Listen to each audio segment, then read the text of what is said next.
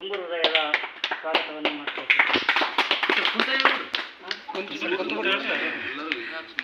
ಮತ್ತು ಅದೇ ರೀತಿಯಾಗಿ ಈ ಕಾರ್ಯಕ್ರಮಕ್ಕೆ ಅಧ್ಯಕ್ಷ ಸ್ಥಾನವನ್ನು ಶ್ರೀ ಕನಕಪ್ಪ ಹೊಗಳಿಕೆ ಸರ್ ಅವರು, KPS ಶಿಕ್ಷಕರು, ಸಾಹಿತಿಗಳು, ಇವರು ಕೂಡ ಈ ಕಾರ್ಯಕ್ರಮದ ಅಧ್ಯಕ್ಷ ಸ್ಥಾನವನ್ನು ವಹಿಸ್ಕೊಳ್ಬೇಕಂತೇಳಿ ಅವರಲ್ಲಿ. ಅದೇ ರೀತಿಯಾಗಿ ಪುಸ್ತಕದ ಕುರಿತು ಮಾತು ಈ ಅಭಿಷೇಕ್ ಬಳೆ ಸಾಹಿತಿಗಳು ದೇವದುರ್ಗ, ಇವರು ಕೂಡ ಈ ಕಾರ್ಯಕ್ರಮದ ಮಾತು ಕುರಿತು ಅವರು ಸ್ಥಾನವನ್ನು ವಹಿಸಿಕೊಳ್ಬೇಕಂತೇಳಿ ಅವರಲ್ಲಿ ಸ್ವಾಗತ ಮಾಡಿಕೊಳ್ತಾ ಇದ್ದಾರೆ.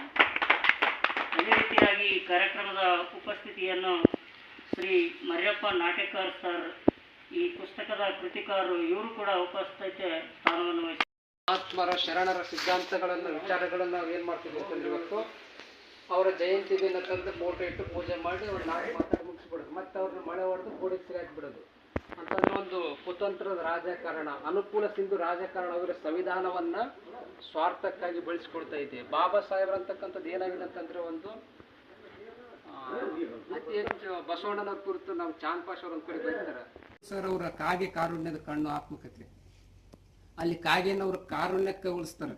ಯಾಕಂತಂದ್ರೆ ಕಾಗೆಗೆ ಬಹಳ ಕಾರುಣ್ಯ ಇರ್ತದೆ. ಅದು ಒಂದು ಅಗಳ ಕಂಡ್ರೆ ಸಾಕು ಎಲ್ಲರನ್ನ ಕರಿತೈತೆ, ಮತ್ತು ಕೋಗಿಲೆಯ ಮಟ್ಟಕ್ಕೆ ಕೂಡ ಆಶ್ರಯ ಕೊಡ್ತದೆ ಕಾಗೆ. ಅಂತ ಕಾರುಣ್ಯದ ಕಾಗೆಯನ್ನು ಇವರು ಸಂಕಲನ ಶೀರ್ಷಿಕೆಯಾಗಿ ಇಟ್ಟರಂದ್ರೆ ಏನೋ ವಿಶೇಷತೆ ಇರಬಹುದು ಅಂದ್ಕೊಂಡು ಆ ಕವಿತೆಯನ್ನು ಓದಿದೆ. ಆ ಕವಿತೆ ಮತ್ತು ವರ್ಣಮೀಮಾಂಸೆ ಎರಡು ಕೂಡ ನನಗೆ ಒಂದೇ ದೃಷ್ಟಿಕೋನದಲ್ಲಿ ಕಂಡು. ಈ ಕಾಗೆಯನ್ನು ನಮ್ಮ ಸಮಾಜ ಯಾವ ರೀತಿ ಒಪ್ಕೊಂಡಿದೆ ಅಂತಂದ್ರೆ, ಒಂದು ಅವಮಾನ, ಕಾಗೆ ಅಂತಂದ್ರೆ ಅವಮಾನ, ಕನಿಷ್ಠ ಬಣ್ಣ, ಕಪ್ಪು ಅಂತಂದ್ರೆ ಕನಿಷ್ಠದು, ಉಳ್ಕಿದೆಲ್ಲ ಬಣ್ಣ ಶ್ರೇಷ್ಠ ಅಂತಕ್ಕಂಥ ಮನೋಭಾವ ಐತೆ ನಮ್ಮೆಲ್ಲ ಹತ್ರ. ಮತ್ತು ಈ ಕಪ್ಪು ಬಣ್ಣ ಅಂತಕ್ಕಂಥದ್ದೇ ಕಾಗೆ ಅಸ್ತಿತ್ವದು.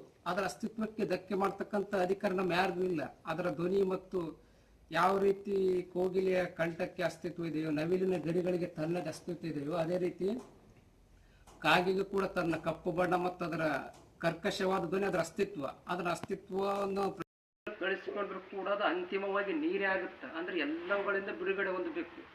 ಇಲ್ಲಿ ಹೇಳ್ತಾರೆ ಅವರು, ಋತುಮತಿ ತೊಳೆದುಕೊಂಡಿರ್ತಕ್ಕಂಥ ಚೈತನ್ಯದ ನೀರಾಗಿರ್ಬೋದು, ಸಂಭೋಗದ ನಂತರ ತೊಳೆದುಕೊಂಡಿರ್ತಕ್ಕಂಥ ಕಾಮದ ನೀರಾಗಿರ್ಬೋದು, ಮನುಷ್ಯನ ಹುಟ್ಟಿನಿಂದ ಸಾಯುವವರೆಗೂ ಹುಟ್ಟು, ಸಾವು, ಮಡಿ, ಮೈಲಿಗೆ, ಸೂತಕ ಇವೆಲ್ಲವುಗಳನ್ನು ದಾಟಿ ಮತ್ತು ಮನುಷ್ಯ ಒಂದು ಗಿಡ ಹಾಕಿಬಿಟ್ಟಿದ್ದಾನೆ, ಜಾತಿಯ ನೀರು, ಧರ್ಮದ ನೀರು, ಎಲ್ಲ ಸಂಕೋಲೆಗಳನ್ನು ದಾಟಿ ಅದು ಗಟರಗಳ ಮೂಲಕ, ಕೊಳಚೆಗಳ ಮೂಲಕ ಕೊನೆಗೆ ಸಮುದ್ರವನ್ನು ಸೇರಿದಾಗ ಎಲ್ಲ ಅಸ್ತಿತ್ವಗಳನ್ನು ಮೀರಿ ಅದು ಕೊನೆಯದಾಗಿ ನೀರು ಮಾತ್ರನೇ ಆಗಿರ್ತದೆ.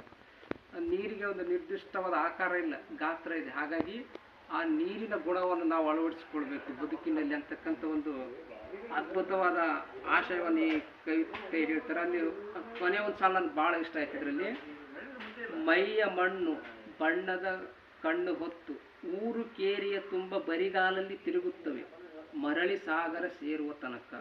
ಇಲ್ಲಿ ಜಲಚಕ್ರ ಒಂದು ಕ್ರಿಯೆ ಉಂಟಾಗ್ತದೆ. ನಂತರ ನೀರು ಕಾದು ಆವಿಯಾಗಿ ಮೋಡವಾಗಿ ಮತ್ತೆ ಹೇಗೆ ಮಳೆಯಾಗಿ ಭೂಮಿಗೆ ಬರುತ್ತೋ ಅದೇ ರೀತಿ ನೀರು ಈ ಎಲ್ಲ ಜಲವಂತ ಸಮಸ್ಯೆಗಳನ್ನು ದಾಟಿ ಕೇವಲ ನೀರಾಗಿ ಉಳ್ಕೊಳ್ತದೆ. ಯಾವುದೇ ಒಂದು ಜಾತಿಗೆ, ಧರ್ಮಕ್ಕೆ ಅಂಟಿಕೊಳ್ಳದೆ ನೀರಾಗಿ ಊದ್ಕೊಳ್ಳುತ್ತೆ.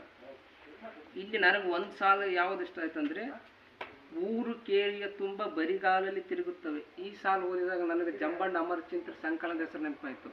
ಪದಗಳು ನಡೆದಾಡುತ್ತಿವೆ ಪಾದಗಳಾಗಿ ಅಂತೇಳಿ. ಪದಗಳು ಯಾಕೆ ನಡೆದಾಡಬೇಕು ಪಾದಗಳಾಗಿ ಅಂತಂದರೆ, ಒಂದು ಶೋಷಿತ ಸಮುದಾಯದ ಅಥವಾ ಸಂಕಟಕ್ಕೊಳಪಟ್ಟ ಜನರ ಶೋಷಣೆಗಳನ್ನು, ನೋವುಗಳನ್ನು, ಸಂಕಟಗಳನ್ನು ಹೇಳುವ ಸಲುವಾಗಿ ಆ ಪದಗಳು ಏನಾಗ್ತಿದ್ದಾವೆ ಅಂತಂದರೆ ಪಾದಗಳಾಗಿ ನಡೆದಾಡ್ತಿರ್ತಕ್ಕಂಥ ಅದ್ಭುತವಾದ ರೂಪಕ. ಆ ರೂಪಕ ನನಗೆ ಇಲ್ಲಿ ಕಂಡಿತ್ತು. ಮತ್ತು ಹೊಲೆ ಮಾದಿಗರು ಇನ್ನೂ ಬದುಕಿದ್ದಾರೆ.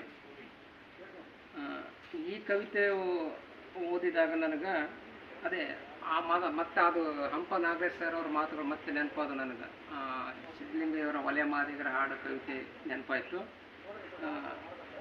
ನಾನು ಎದೆಗೆ ಬಿದ್ದ